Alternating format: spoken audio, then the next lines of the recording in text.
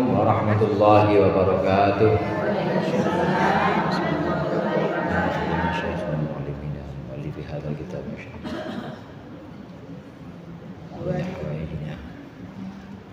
Al-Fatihah. Bismillahirrahmanirrahim. Alhamdulillahirabbil alamin. Ar-Rahmanir-Rahim. Maliki yaumiddin. Iyyaka na'budu wa iyyaka nasta'in. Ihdinas siratal mustaqim. Shiratal ladzina an'amta 'alaihim ghairil maghdubi 'alaihim waladdallin. Amin. Bismillahirrahmanirrahim. Alhamdulillahil mu'allimit tullabi wa musahhiril khairi liman yata'allamu. Thumma assalatu wassalamu 'alan nabi wa alihi wa sahbihi ya yu'adhamu ya rabbana faghfir 'anna dhunubana wa walidina wa liman huwa muslimun. Naj'aluka Allahumma ilman nafi'an min yawmina ilal hisabi yaqumu. Amin amin amin wa ya fattahu. Amin amin amin wa ya alimu. Alhamdulillahilladzi ahya bi dzikrihi quluba ibadihil arifin wa amata an bawatinihim hujubal khafa'i fa qamul li irsyadil ibadi ila ulumuddin. Wassalatu wassalamu ala sayyidina Muhammadin wa ala alihi wa ashabihi sadatil akramin. Amma ba'du, fa inna asdaqal hadithi kitabullah wa khairul hadi hadi Muhammadin sallallahu alaihi wasallam wa syarrul umuri muhdatsatuha wa kullu muhdatsatin bid'ah wa kullu bid'atin dhalalah. Para ustadzah, para ibu hajjah, segenap hadirat jamaah Majelis Taklim Masjid Al-Abrar yang dirahmati oleh Allah. Alhamdulillah pada sore hari ini kita berkumpul kembali melanjutkan pengajian rutin kita mengaji kitab Irsyadul Ibad. Mudah-mudahan zikir, bacaan Al-Quran, wirid-wirid yang tadi sudah dibaca dan yang akan kita baca menjadi sesuatu yang bermanfaat dunia akhirat. Amin ya rabbal alamin. Melanjutkan pembahasan tentang sholat jamaah. Sholat jamaah adalah sholat yang keutamaannya lebih banyak dibanding sholat sendiri. Sholat jamaah di masjid ini diutamakan atau afdoliyah keutamaannya adalah untuk orang laki-laki. Adapun ibu-ibu orang perempuan semua ini ya orang wadon semuanya, keutamaannya berjamaah, tetap berjamaah di rumah sama bapaknya anak-anak misalnya atau sama anaknya yang laki. Tetap ibu-ibu keutamaannya tetap ada di rumah. Kekhawatirannya kalau ibu-ibu datang ke masjid ini justru menimbulkan fitnah, apalagi pakai minyak wangi 100 meter udah yuk. Minyak wangi merek apaan itu? Meskipun pakai pakaian yang kira-kira tidak menarik, tapi kalau udah dasarnya cantik mah cantik aja. Nah itu bisa menimbulkan fitnah yang kayak begitu, malah justru makruh, malah tidak boleh datang ke masjid untuk bersolat jamaah. Tapi kalau tidak menimbulkan fitnah diperbolehkan, tapi tetap keutamaannya lebih utama berjamaah di rumah. Dan lagi pula ibu, sholat kita itu di rumah juga merupakan sholat yang nanti akan menerangi rumah kita.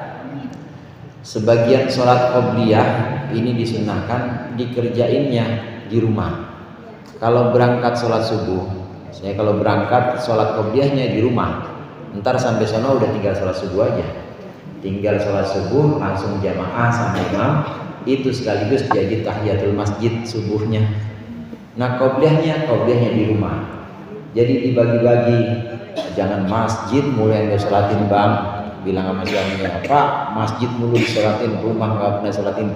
Rumah sholatin juga Pak, qobliyah di rumah, ntar habis itu berangkat ke masjid. Ini untuk barokahnya sholat supaya ada juga di rumah. Dan jadi pelajaran juga buat cucu, buat anak-anak yang melihat kita sholat di rumah itu pasti langsung nempel dalam ingatannya. Dia langsung melihat itu kakek ya kalau sholat udah nggak bisa diajak ngobrol. Ya iya namanya juga sholat. Kakek kalau sholat ya udah, kalau sholat kakek udah nggak ingat kopi, nggak ingat ngerokok. Itu nempel tuh di benak anak-anak, di benak cucu. Ini buat contoh sekaligus buat menerangi rumah kita dengan cahaya ibadah. Ini perlu juga sholat di rumah, sholat sunnah. Ibu-ibu jamaahnya bagusan di rumah. Pembahasan kita sholat jamaah ini keutamaan jamaah untuk orang laki-laki di masjid. Sampai pada halaman 232 atau 232. Wa Abu Dawud itu ya. Sama-sama kita baca Bismillahirrahmanirrahim. Wa Abu Dawud an Aisyah radhiyallahu ta'ala anha la yazalu qaumun yata'akhkharuna anis safil awwali hatta yuakhiruhum Allahu finnar. Imam Abu Dawud meriwayatkan sebuah hadis dari Sayyidatina Aisyah. Beliau berkata bahwasannya Rasulullah bersabda, la yazalu qaumun yata'akhkharuna 'anis shafil awwal. Tidaklah berubah orang yata'akhkharuna yang datang belakangan 'anis shafil awwali dari saf pertama di masjid atau di tempat jamaah, tidaklah akan berubah hatta yuakhirahumullah, sehingga Allah menunda-nunda mereka finnari, di neraka. Ini maksudnya orang yang sering menunda-nunda datang ke masjid untuk sholat jamaah. Sebenarnya dalam keadaan mampu, badannya sehat, tidak dalam halangan juga. Ini orang laki-laki. Kemudian waktunya juga lagi luang, lagi nggak ada urusan juga, semuanya urusan udah selesai. Dengar azan tapi masih entar aja. Safnya biar saf yang ke-17. Entar aja, rada belakangan dikit di pojok dekat tempat sendal. Dia malah menunda-nunda jamaah padahal dalam keadaan mampu datang dan bisa tinggal di saf pertama, bisa berdiri di saf pertama, tapi dia ditunda-tunda itu kemampuannya. Maka nanti di neraka Allah tunda-tunda juga keluarnya ditunda-tunda, Bu. Sebagian orang-orang Islam itu ada juga yang harus mampir ke neraka, dan nanti saat sudah waktunya, Allah tentukan waktunya, maka akan Allah angkat. Allah berikan pertolongan melalui syafaat para nabi, Nabi Muhammad, melalui syafaat guru atau ulama, melalui syafaat orang-orang soleh seperti para wali, melalui syafaat malaikat. Itu orang-orang yang bisa memberikan syafaat. Siapa aja, Bu? Pertama, Nabi. Yang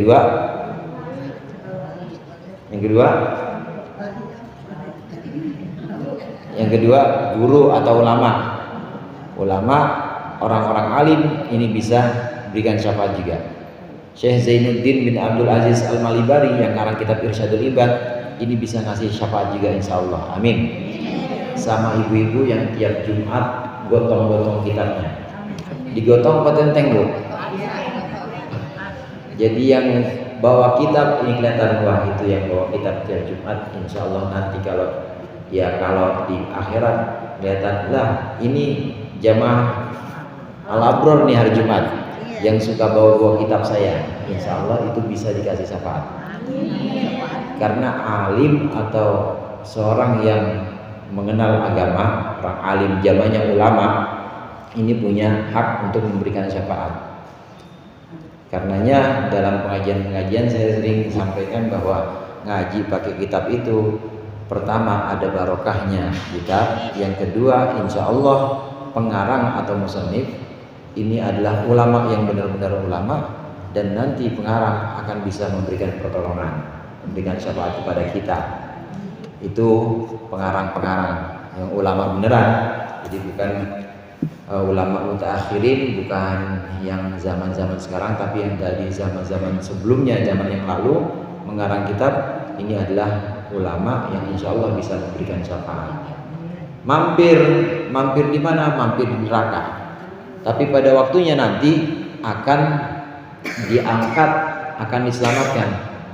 Orang yang menunda-nunda datang, laki-laki atau orang laki-laki yang mampu datang ke masjid, dia bisa di saf pertama, tapi ntar dulu ntar lagi tanggung, ntar sebentar lagi tunggu iklan, ntar sebentar lagi, ini kayaknya statusnya cakep dari mana nih? Ya, dilihat lagi, di-share lagi ke grup. Nanti padahal dia mampu datang ke sana, ditunda datang ke saf pertama, maka nanti di akhirat diselamatkan dari neraka tapi ditunda oleh Allah. Ntar, udah ya Allah, ntar dulu udah ya Allah, teman-teman saya udah pada di sana, ntar dulu. Sama seperti dia menunda-nunda jamaah, menunda-nunda datang di saf pertama, maka Allah juga akan menunda-nunda menyelamatkan dia nanti di akhirat. Naudzubillah. Ini saf pertama yang diutamakan. Ibu-ibu hadirat jamaah rahimakumullah, jika dalam keadaan mampu, jika dalam keadaan sanggup datang di saf pertama dan tidak menimbulkan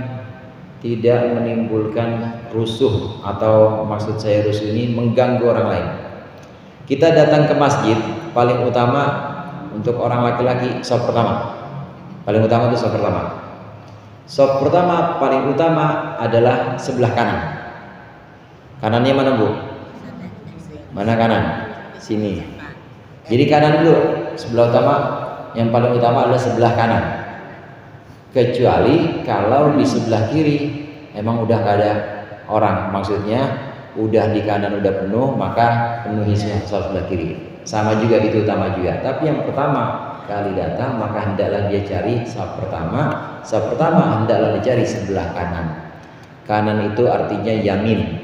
Yamin itu dari kata yumnah yang artinya barokah. Jadi sebelah kanan itu lebih banyak keberkahannya.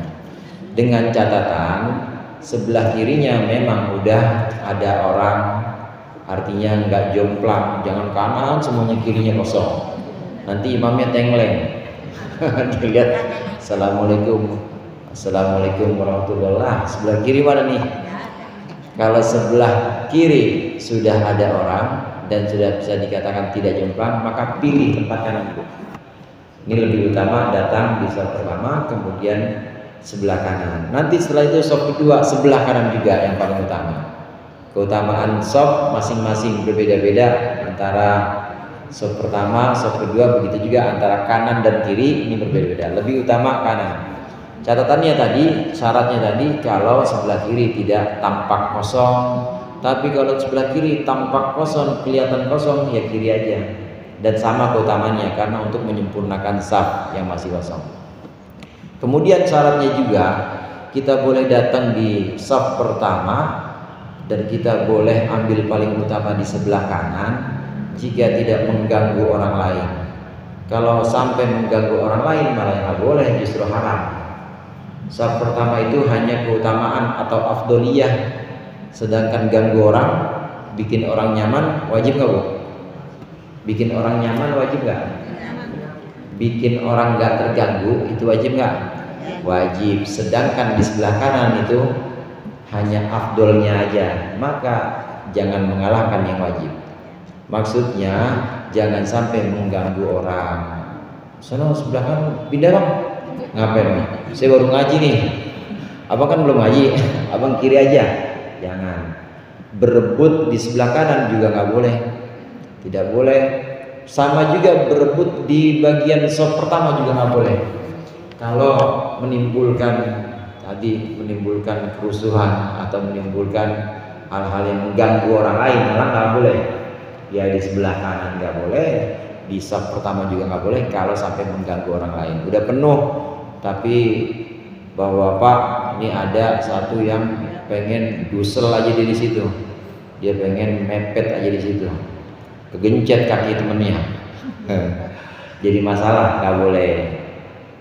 Kemudian setelah itu, ibu-ibu, saf pertama sebelah kanan memang yang paling utama.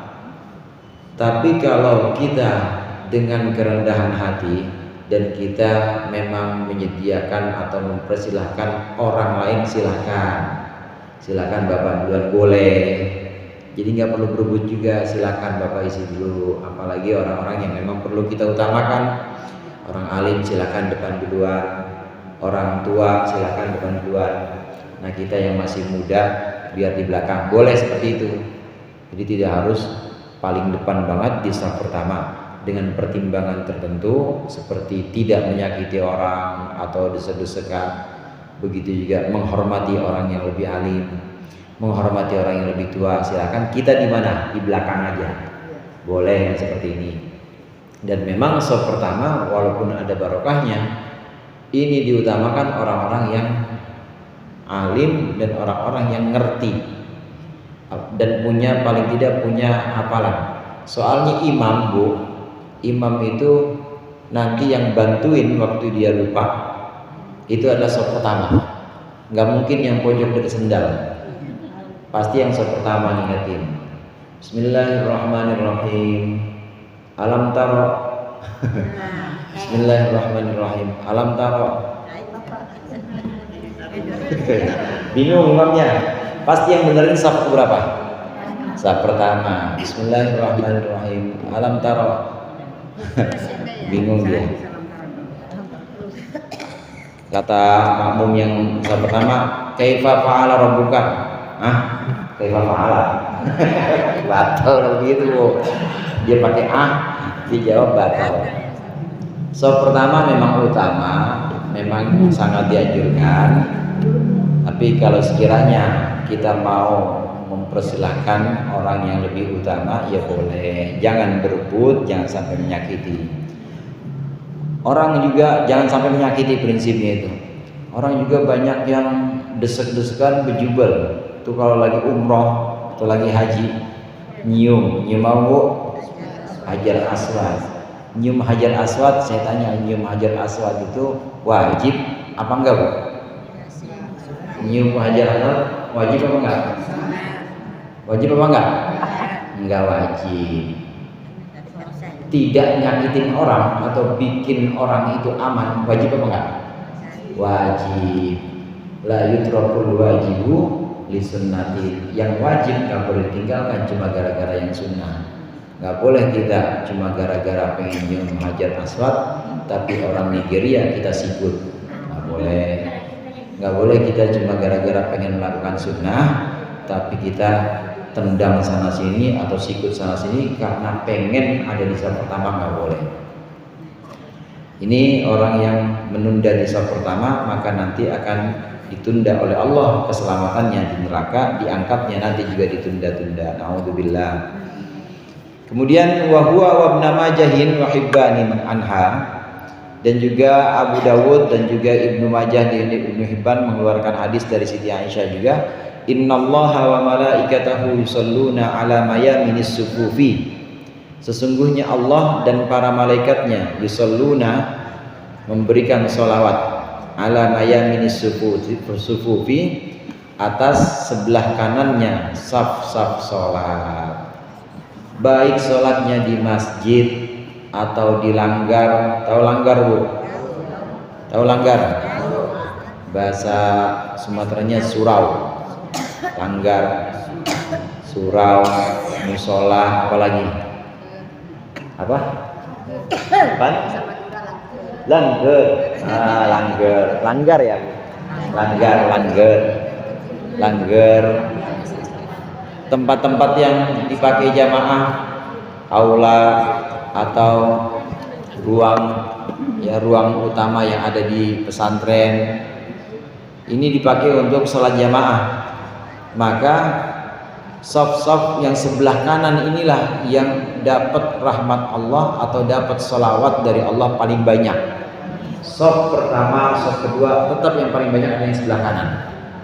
Kalau saf ketiga, 3 saf udah panjang, udah penuh semuanya, bikin saf baru kanan, sebelah kanan.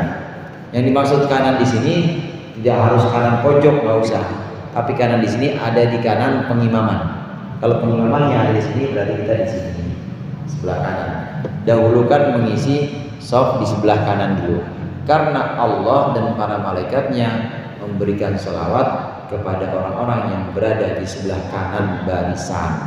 Kanan barisan ini penuh barokah, penuh sholawat. Pernah juga hadis ini disinggung sebelumnya, yusalluna, memberikan sholawat.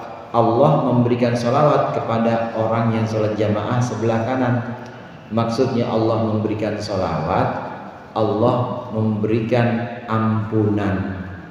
Jadi insya Allah yang sebelah kanan dosanya udah Allah hapus semuanya. Amin. Itu sebelah kanan.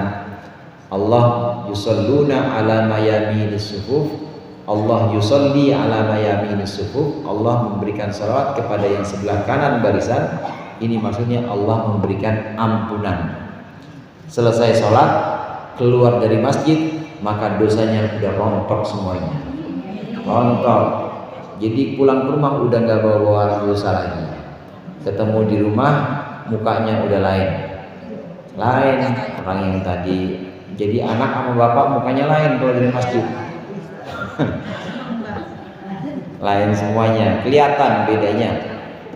Ini sebelah kanan, soft sholat, ini Allah berikan sholawat. Maksudnya Allah berikan ampunan. Bukan cuma Allah yang berselawat, juga malaikat. Malaikat berselawat kepada orang yang sholat di sebelah kanan barisan. Maksudnya sholawat malaikat, malaikat memohonkan ampunan. Kalau Allah memberikan ampunan, bukan memohonkan ampunan, Allah mohon sama siapa? Allah minta sama siapa? Enggak. Tapi kalau malaikat bersolawat, maksudnya malaikat memohonkan ampunan. Jadi malaikat doa, Allahumma ghfir lima yaminis sufuf. Ya Allah, ampunilah orang yang sebelah kanan barisan ini. Ya Allah, ampunilah saf kedua yang ada di sebelah barisan ini. Besok jangan pada pindah ke kanan ya. Terus saya ngajarin gini terus jadinya, gak bisa nengok. Ini catatannya tadi boleh di sebelah kanan kalau sekiranya sebelah kiri nggak tampak kosong, nggak kelihatan kosong. Kalau sebelah kiri kelihatan kosong, seimbangin biar kelihatan penuh kanan dan kirinya. Malaikat memberikan sholawat, maksudnya malaikat memintakan ampunan. Ya Allah, ampuni barisan sebelah kanan yang kedua. Ya Allah, ampuni barisan ketiga yang sebelah kanan. Ya Allah, ampuni barisan yang keempat sebelah kanan. Semuanya sih dapat permohonan ini. Malaikat tetap memintakan ampunan untuk orang yang sholat jamaah. Cuma bedanya lebih banyak yang ada di sebelah kanan dibanding yang umumnya sebelah kiri atau yang di belakang, apalagi yang di jalanan. Ada sholat di jalanan belum? Ada. Kalau udah penuh sesek itu di jalanan biasanya. Allah berselawat kepada orang yang sholat di sebelah kanan barisan. Tambihun, innal jama'ata fi adai maktubatir rijali ailir rijalil ahraril muqimina fardu kifayatin alal arjah fi madhabina wa fardu ainin inda Ahmad bin Hanbal. Ini sebuah pengingat, sesungguhnya sholat jamaah, sesungguhnya berjamaah fi adai maktubatir rijalil ahrari, dalam melaksanakan sholat ada, sholat bukan qadha, maksudnya sholat ada wajib untuk orang laki-laki, maksudnya sholat wajib untuk orang laki-laki, al-ahrari yang merdeka, al-muqimina yang mukim. Jamaah ini fardu kifayatin, hukumnya fardu kifayah alal arjahi, menurut kaul yang lebih utama atau unggul. Fi madhabina, dalam madhab kita, madhab Imam Syafi'i. Wa fardu ainin inda Ahmad bin Hanbalin wa Ata'in wal Auza'i, dan hukumnya jamaah ini fardu ain menurut Imam Ahmad bin Hanbal dan Imam Atha serta Imam Auza'i. Wa Abi Thurin wa Ibnu Mundzir wa Ibnu Khuzaimah, dan menurut Imam Ibnu Mundzir, Ibnu Khuzaimah dan Abi Thur. Salat jamaah ini syartun li sihhati shalah inda Dawud. Ini sholat jamaah adalah sebuah syarat untuk sahnya sholat menurut mazhab Imam Dawud Az-Zahiri. Ada 3 hukum sholat jamaah di sini, Bu. Yang pertama, yang paling jarang dulu saya sebutin, hukum sholat jamaah untuk laki-laki yang merdeka serta mukim maka hukumnya yang pertama adalah syarat sahnya sholat. Kalau tidak berjamaah artinya sholatnya tidak sah. Ulang lagi. Udah sholat bang maghrib, udah. Dimana? Tadi saya sendirian, nggak sah bang, sholat lagi. Ini menurut pendapat pertama, namanya pendapat Az-Zahiri, pendapat Imam Daud Az-Zahiri.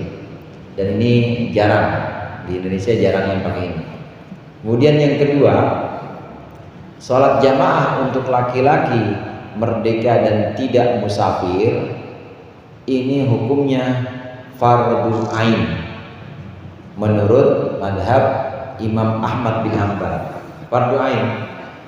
Jadi kalau nggak melaksanakan dosa.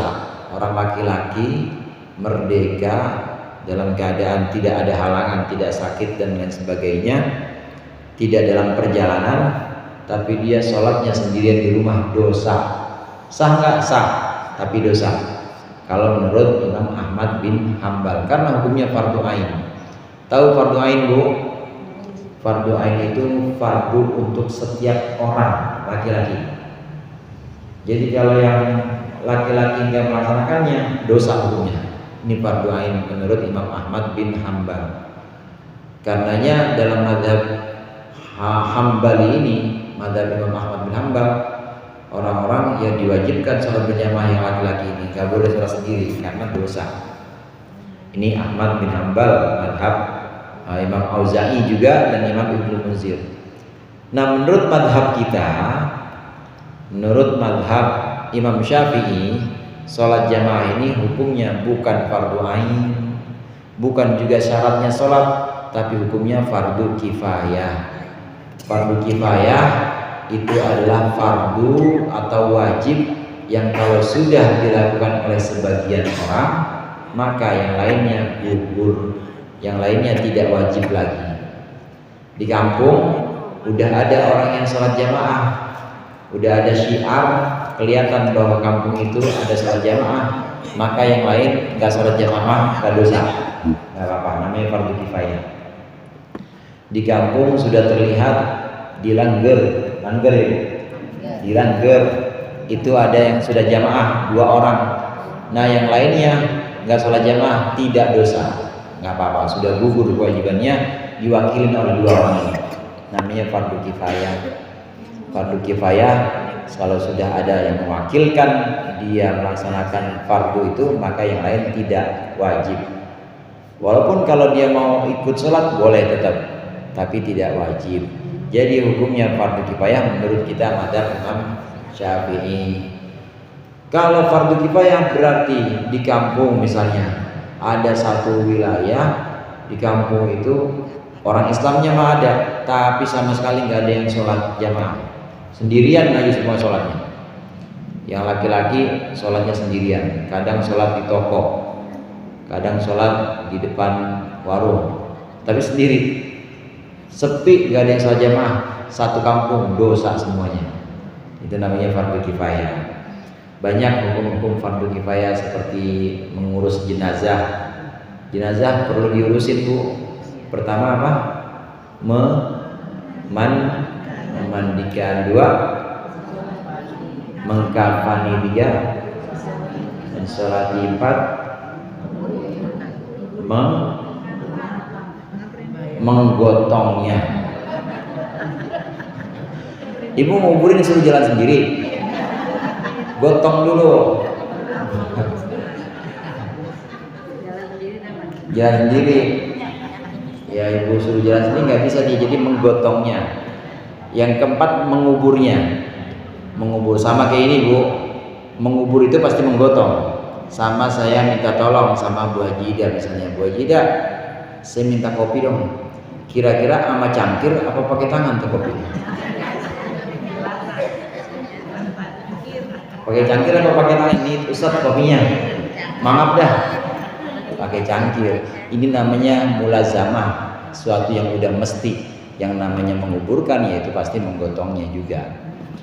4 ini fardu kifayah.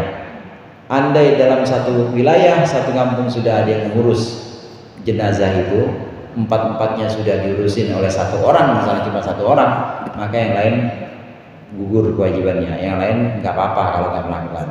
Ya cuma ya masa iya jenazah atau mayit yang ngurusin satu orang doang itu hidupnya dulu gimana gitu, sama tetangga nggak kenal, ya sama saudara galak, sama bini nabokin mulu gitu kali.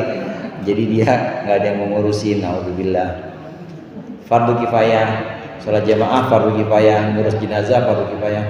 Jawab salam Bu, jawab salam Bu. Assalamualaikum warahmatullahi wabarakatuh. Fardu kifayah jawabnya.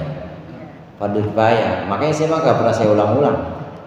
Assalamualaikum warahmatullahi wabarakatuh. Udah dijawab.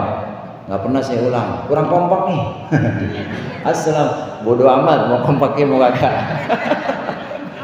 Pokoknya udah dijawab. Saya tahu udah dijawab. Biarin aja udah. Dijawab karena hukumnya fardu kifayah.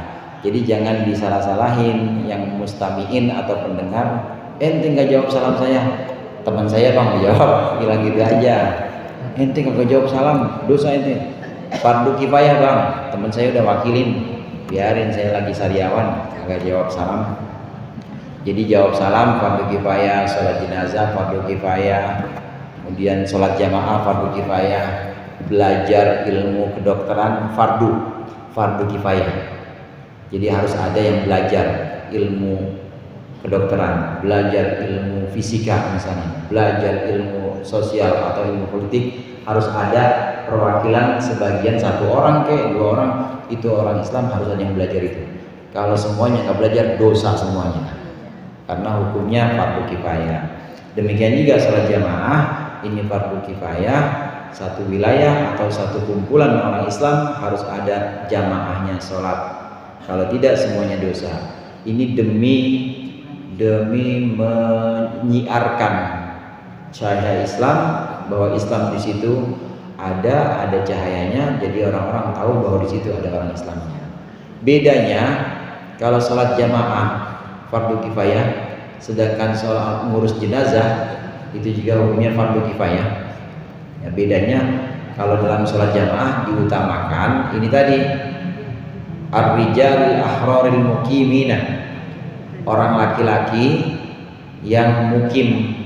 Rijal ini orang laki-laki dewasa, sudah akil balik, istilah lainnya mukallaf. Dalam sholat jamaah ya memang yang diutamakan adalah orang laki-laki dewasa, orang Islam yang sudah mukallaf dewasa. Tapi kalau dalam sholat jenazah tidak harus itu. Sholat jenazah boleh anak-anak, malah justru sholat jenazah kalau ada anak-anak bagus, karena doa anak-anak pasti dikabulkan.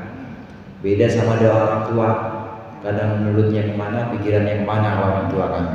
Lagi doa Allahumma ighfir lahu warhamhu, tapi dia lagi mikirin juga ini kira-kira yang meninggal suaminya. Ini ntar jandanya siapa yang nungguin ya gitu. Mikirin kemana-mana gitu.